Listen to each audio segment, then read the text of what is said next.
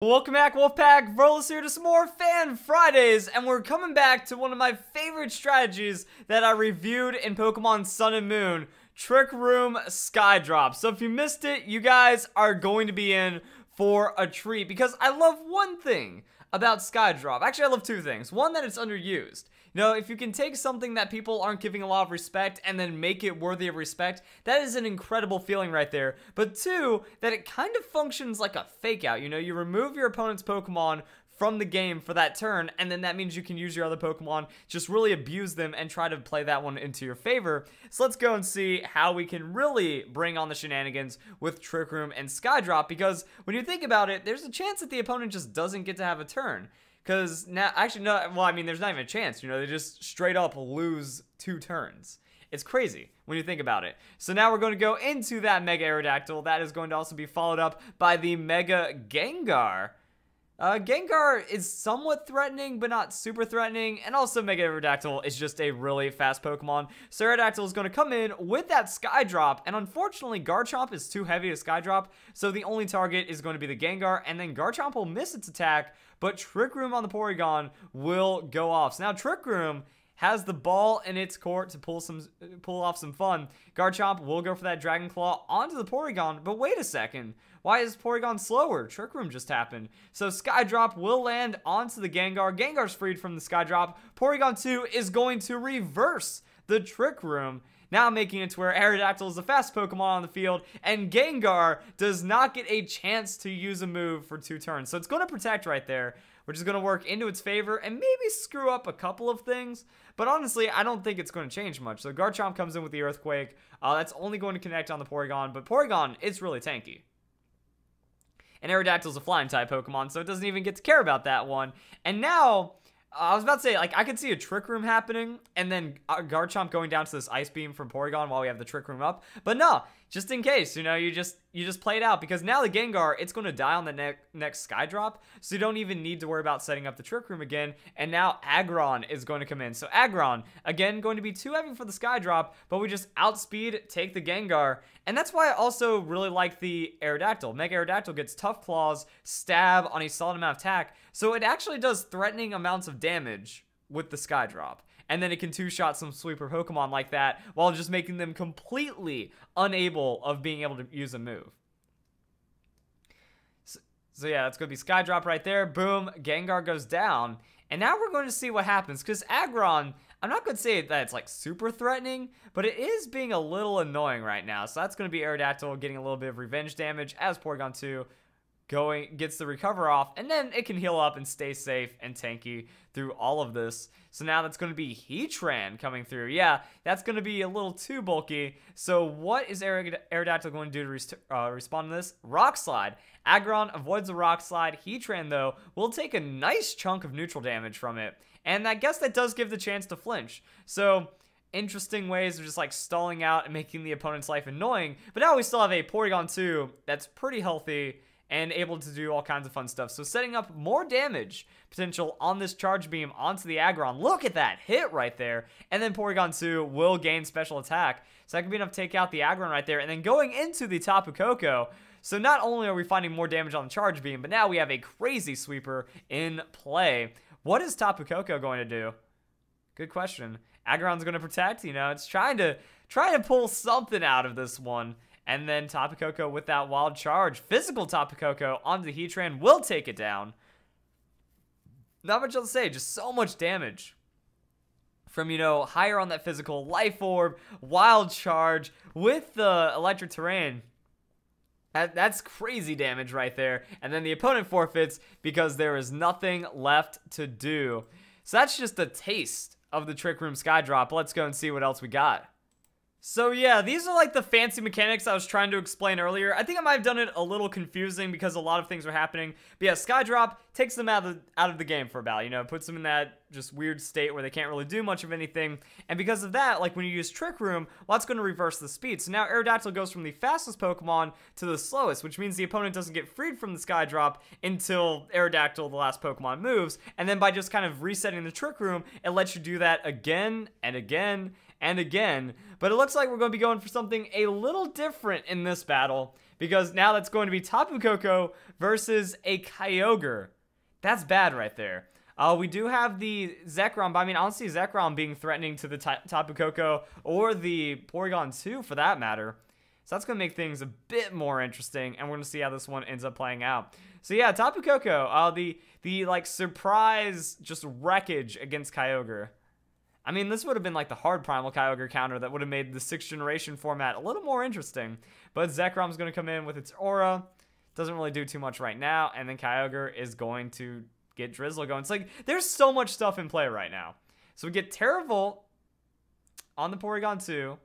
Alright, and then we have Electric Terrain with the Rain, but Tapu Koko can come in. That's going to be Wild Charge, just straight outspeed into the Kyogre. Super effective, done. How many hit points is that going to cost Tapu Koko, though?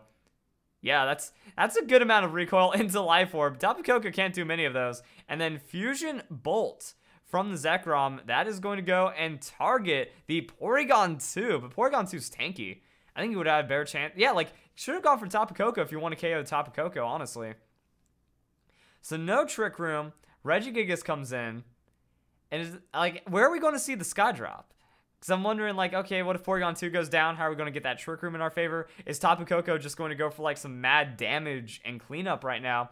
So Nature's Madness onto the Zekrom, doing solid hits, setting up for that Porygon to get the KO. Fusion Bolt is going to go and target, I don't know, who's it going to be? Porygon 2 again. So taking down the Porygon 2 with the Fusion Bolt. I mean, I don't care if it's a not very effective hit. That's a powerful stab move being used in Electric Terrain. That could have been enough to take down Tapu Koko. And then that from the Regigigas will not take down the Tapu Koko. So now Aerodactyl comes in. It's like we have the effective speed support in some situations. Like using this on the free battle spot is tricky because a lot of legendary Pokemon are going to be pretty heavy.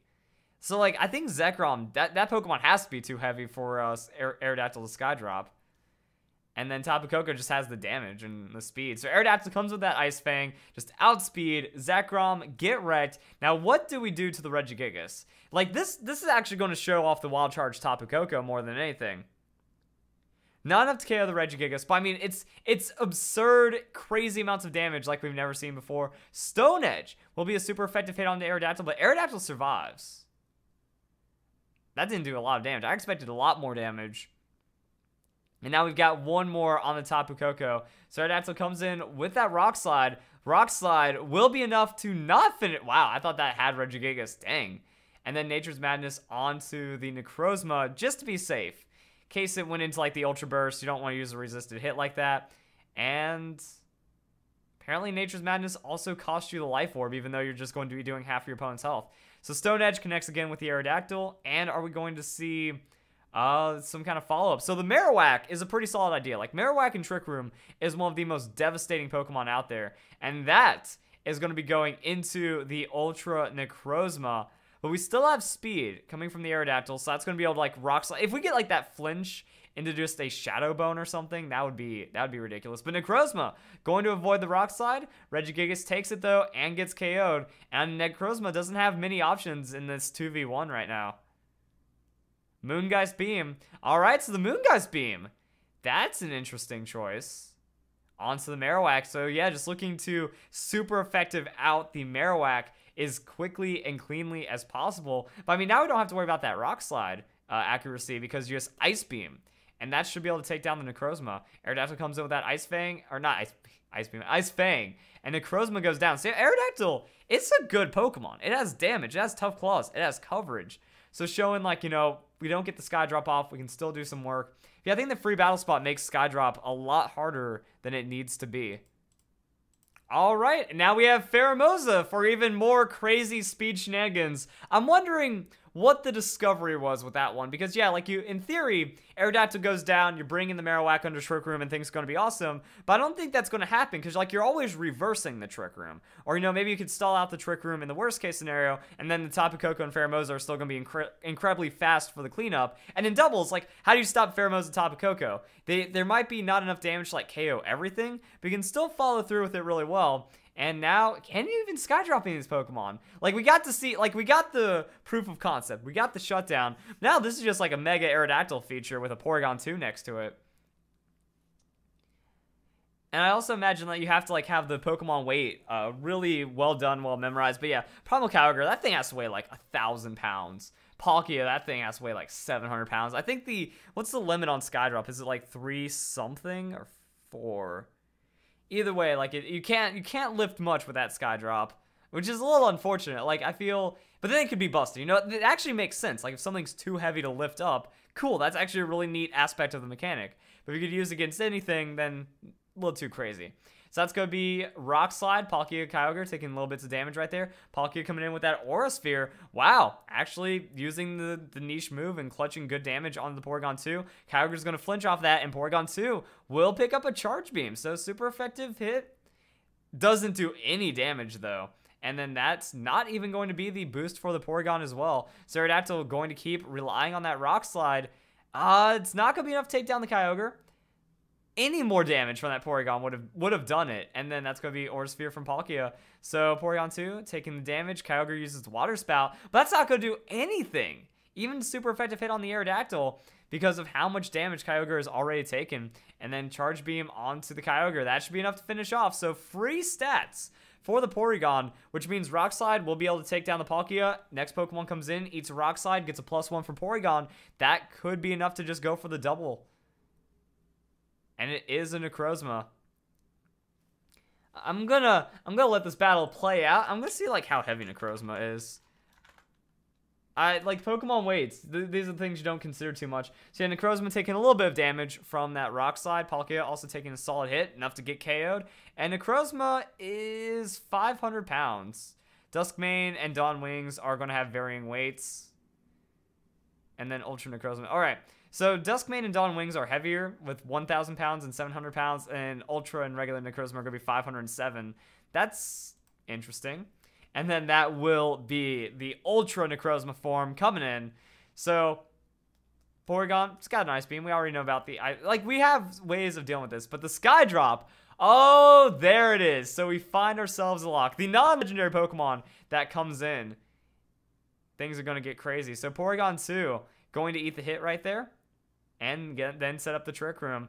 And now it's over. Lycanroc's day is done. So that's going to be Twisted Dimensions right there. Even though it's going to be like a resisted hit, it's fun to just have your opponent get locked out like this, you know. Photon Geyser will come through. Porygon 2 is going to be okay. Aerodactyl is going to finish the Skydrop. Does some damage to Lycanroc. Gets freed from it, and then Porygon 2 is going to Trick Room again. So, I mean, it's like, yeah, you have to get that focus down just right. But I think now we could see just a reversal. Okay, we got to cheese it. We got to show it off. Iron Head onto the Lycanroc. I was expecting an Ice Fang onto the Necrozma to finish it off. But maybe that could, like, show Necrozma might want to get some focus over. Photon Geyser, that is going to target Porygon 2. All right, so Porygon 2 goes down off that. But, I mean, Porygon 2 was a sacrifice. Because, like, now there's no Trick Room. You Ice Fang, and then it's gone. Also, you do have to play to your audience, you know. If, say, take out Necrozma, and then Trick Room goes off, and then Lycanroc just quickly focuses down with, like, an Accelerock, and Porygon dies. Well, now Porygon, you're stuck in Trick Room with all these fast Pokemon. It's not going to go too well. But that's what it takes to finish off the Necrozma, show off the strat, and end the battle. So there we go, guys. Hope you all enjoyed Fan Fridays for the week. Got some cool battles this week. We're not getting a lot of submissions, you know. Back in the heyday, like the weird thing about Pokemon Ultra Moon, game is hella dead right now. Back in Omega Ruby and Alpha Sapphire, when I had less subscribers, and there was like 2 years without a Pokemon game, or at least 1 year. You know, we didn't get a Pokemon game the year after Omega Ruby and Alpha Sapphire. I was still getting like 50 battle submissions a week. Now for the last week, I got like 10. And I was only doing 3 each. So, yeah, Fan Fridays, you know, the reason why I started doing 5 a week was to keep up with all the demand. But now it looks like there's less demand. And then we can just kind of do some more chill, crazy battles, showing off the things that you can do in Pokemon. So, you guys, enjoy the video. Hope you all have a nice day. Have a great week. Have a great day. Have a great weekend. All that fun stuff. And I'll see you guys next week for Fan Fridays.